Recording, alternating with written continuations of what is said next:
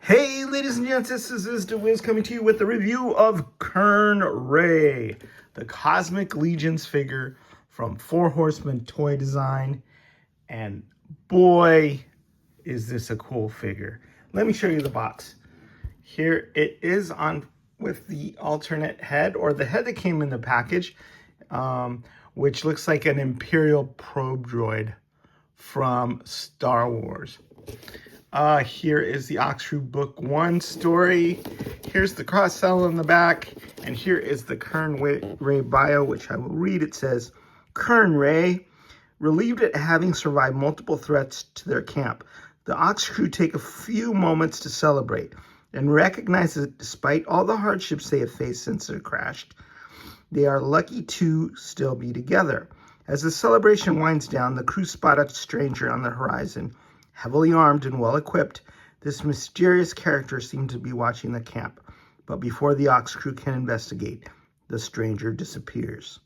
Kurnn Ray knows she was spotted, something she had hoped to avoid as she tried to investigate what was clearly a ship's crash site. Seeing the crash's survivors and their camp, she knows she must report back immediately. Finding a hiding spot in the base of the Thrax face, she removes her helmet and heavy coat as she fires up her communications gear. The gear is archaic, but it works as she taps a message to her people. Intruders here. Come get, she writes. A light blinks, confirming that the message has been received and that her people are on the way. So who is Kurnn Ray? Who are her people? Why is she so badass and so mysterious? And how did the Four Horsemen make such a cool figure? Those are all questions that spring to mind after getting this thing out of the package. To tell you the truth, I wasn't even that excited for this figure. I said I noted the similarities to the Imperial droid, and I thought it was odd that that was on her head, right? But other than that, I was like, right? But Cosmic Legions, just like Mythic Legions, I think never really fails to surprise with the coolness of the figures that you actually get in hand. And one thing I have to say, besides the very cool sort of Star Wars, bounty hunter aesthetic, a little bit of maybe Mad Max vibes in there, I wasn't prepared for how cool this figure was going to be out of the box. And a lot of that has to do with the absolutely stellar soft goods and this super duper cool coat here, which is just amazing what they've done here. I think this is the most elaborate set of soft goods that they've ever put on any figure, and they've done some really cool ones.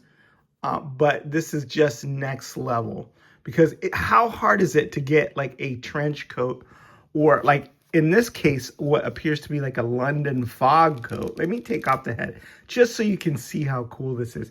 It's like a London fog coat. My dad used to have one of these growing up, and I always was like, man, that looks cool on him, and I can't wait to get one when I grow up. And I later did get one.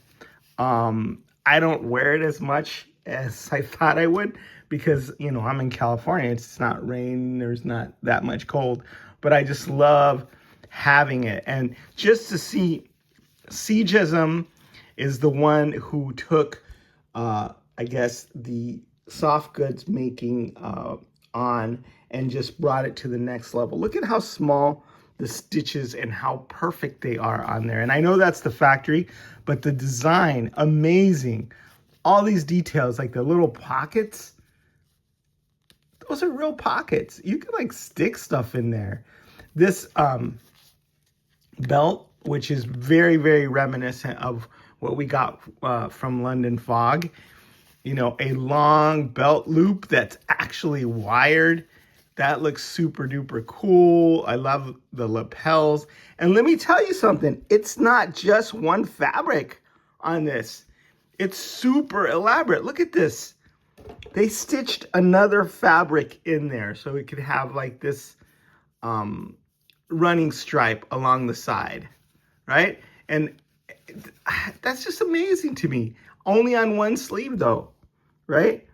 But just super duper cool. Also up here, that's a different fabric. So it's not even just one fabric that they're dealing with. Then they put like this dusty, dust down there to make it look realistic and lived in. That goes down under the coat.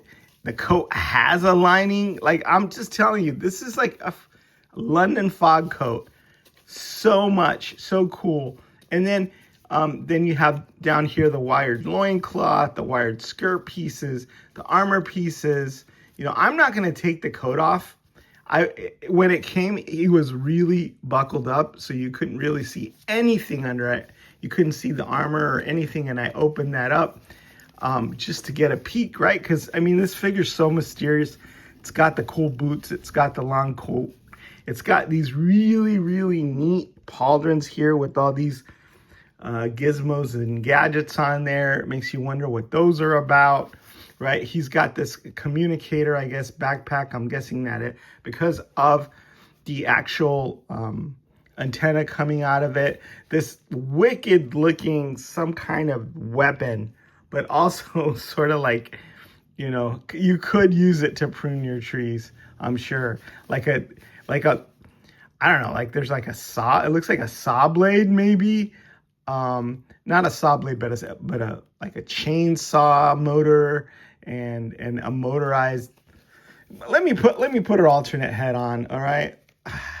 I just wanted you to get a good look at that coat, and then because I can't sing its praises loud enough. And then, oops, well, the head it's tight, and I'm having issues getting it on, but there it is.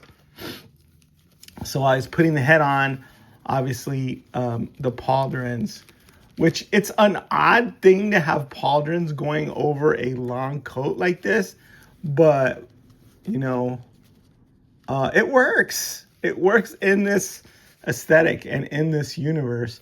She's a cool alien character. I love like her nose, the bridge of her nose is really thick. She's got like, a smooth brow, and then just these bony protrusions on her forehead. She's beautiful, but alien at the same time, right? Her top knot and the balding, and then the weird shaped ears. Just very cool, very alien. She's got these binoculars to look through, so she's doing surveillance. One of the things I love about kind of 80s sci-fi is the Dune figures, right? Where they're in their still suits, where they have they're cool armored up. They're in a desert wasteland, but they have like underground layers, and then so this is kind of reminiscent of that, where it's got all this armor and all this gear, and it's just secretive, sort of guerrilla warfare going on, and this really fits that aesthetic. It's beautiful. Words fail me, but here's the other head. I guess this is her relaxed look, and this is her recon look, right? Where she's a scout out there. But heck, if you put some legs on it, very, very much reminiscent of an Imperial droid. Yeah. Look at that. Look at all the different colors, all the different metallics, like the patina on there. Super duper cool. Blue, red, buttons, nozzles. It really scratches that itch. Another thing that this has available, which I'm really happy about, because I do a lot of like Mexican mariachi and customs and revolutionary customs.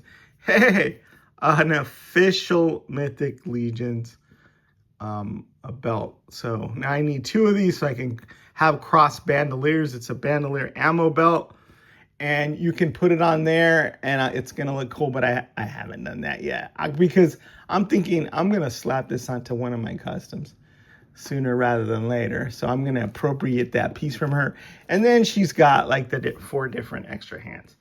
So I know a lot of people out there are saying that this is their favorite figure, and I totally understand why. I think it probably is right up there with my favorites, but I'm still gonna have to say Uka, you know, edging her out a little bit, just because this is Star Wars to me, and this is Henson and Star Wars influenced, and they're neck and neck there. The soft goods, like I said, is the most amazing thing about this, and it also brings back nostalgia vibes because it reminds me of my own dad and that coat that he used to wear. So it's hard to say, but Uka is a little bit more alien. She's a little bit more humanoid, so I think that gives him the edge. All right, great job on this figure for Horsemen. Wonderful. Yeah. And a special shout out to C. Jesem, who the company that handles the soft goods for the 4 Horsemen, because I was astonished when I saw how good this coat was and how cool it looked. So let's take one more little pirouette there, and is the Wiz signing out.